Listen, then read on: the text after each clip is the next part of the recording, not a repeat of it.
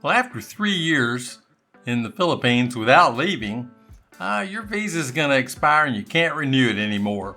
And I had run up against that wall. So it's about time to go.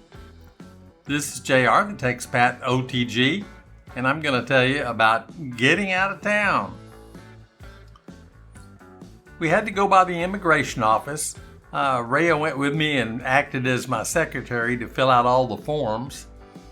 And we filed for a ECC, which is an exit clearance form that's required to leave the country after you've been here for I think over 6 months.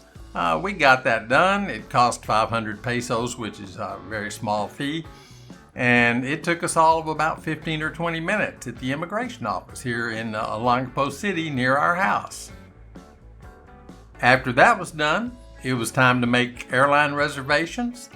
We used Agoda. They turned out to be the cheapest. And we booked a flight to Taipei. It's about 690 miles from Clark Airport, which is near our house. Only about an hour drive by shuttle bus. The Victory Liners run on schedule. They don't wait around for the bus to fill up. They just go when it's time. Doesn't matter if there's one passenger or a full bus. They do leave on schedule. That makes the Victory Liner a really nice way to get to the Clark Airport. Once you get to the Clark Airport, you've got a covered walkway that takes you right into the terminal. Of course, we've seen the terminals in other videos before. They're really nice. They're new. Getting through Clark is efficient and very fast. So the Agoda booking was on Starlux. Neither of us had ever flown on Starlux before. Starlux was really great. The planes were really new. They had great entertainment centers. The staff was nice. They actually served a meal. It was only a 2-hour flight, but they served a meal on the flight. And I would say you really can't beat Starlux. It was a nice flight, no complaints. When we got to Taipei, we had used Airbnb to arrange for a car and a room. Our host, Cookie, arranged a car to pick us up at the airport, and they were there on time, no problem. And we got to our Airbnb, and I'm telling you, you need to stay online. It was really a shock.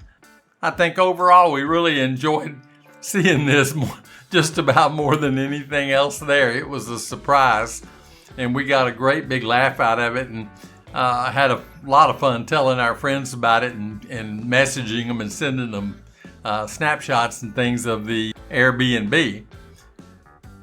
Cookie was a great host. We had no problems getting in the place, getting out of the place. Everything went smoothly. The room was nice. It was as promised. It was in the walking district called Ximen District. Sometimes Ximending is what they call it. And it's all pedestrians. It's a huge area. And all the shops, everything, you can walk there and you don't have to worry about getting hit by a truck or anything. It's just pedestrian only, and it's really nice. I've never been in a pedestrian only place that was that big. So we stayed there a bit and then had to do the turnaround and come back and enter Philippines.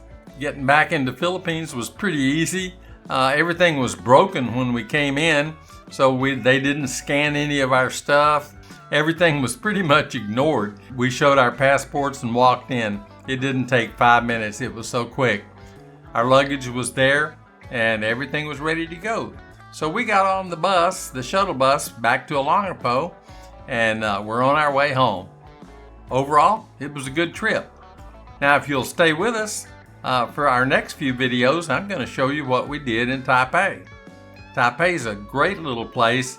It's really little, which surprised me. I thought it was a city of maybe 9 million or something like that. But in fact, it's smaller than Cebu here in Philippines. It's only 2.5 million people, and Cebu's 3.5 million. So I was really shocked that it was so small. It's really a small city. And it's really clean. Beautiful place. Just spotless and absolutely nice. And the food there was great. And we want to show you more of that. So stay tuned for our next few videos. And we're going to take you through Taipei in the Ximen district. Were we ever surprised when our car dropped us off at our Airbnb. We took a look at the Airbnb and said, hey, where is it? What we were looking at was a huge game room. Those are really popular in Taiwan. You see them everywhere. But this was a game room that was just full of them. Rhea ventured in first and found the entrance to the Airbnb, an elevator that if you hadn't seen it, you wouldn't know it's there.